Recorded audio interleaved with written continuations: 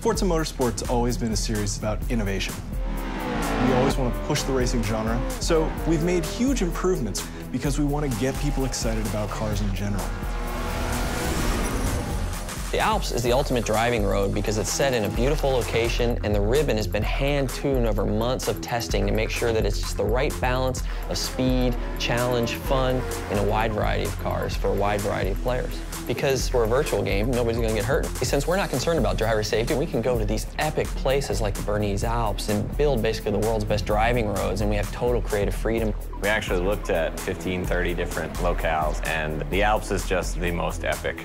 The landscape is so surreal, it's crazy. I mean, these mountains are very different from any mountains you see anywhere else. I mean, it's just with all the jagged peaks.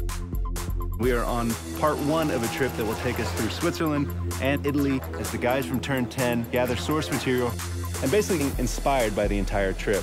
What we're gonna do is find the most amazing areas we possibly can and photograph them to no end. We took a really long elevator ride after a train ride and a long walk and another train ride. Took a while to get up here, but oh my God, it's worth it. Did you guys see the background and everything? Yeah. So right now we're at the Grindelwald region of Switzerland, and we're taking reference photos.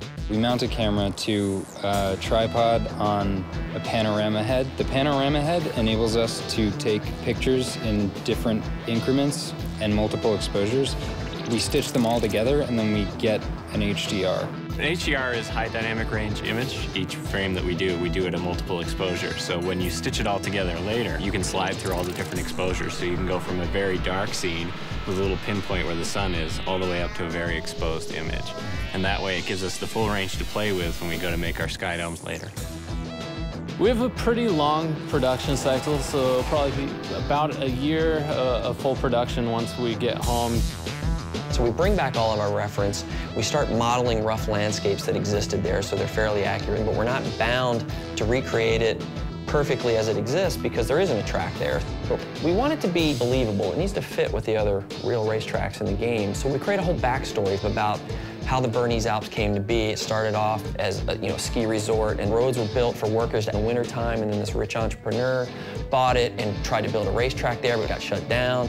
So by creating this rich backstory, everything is there for a reason. It's believable. Fictional tracks are a chance for us to really showcase some of the graphical tech that we have in our game. We've redone our lighting engine, and this track in particular, with its very bright snow and blooming, really shows off what our graphics engine can do. The television can only represent basically one order of magnitude of brightness, from 0 to 255, black to white, whereas the human eye in the real world can see, I think, 7 orders of magnitude of brightness, and in the real world there exists far beyond that. The sun is infinitely brighter than a white piece of paper, but on a television screen they look the same.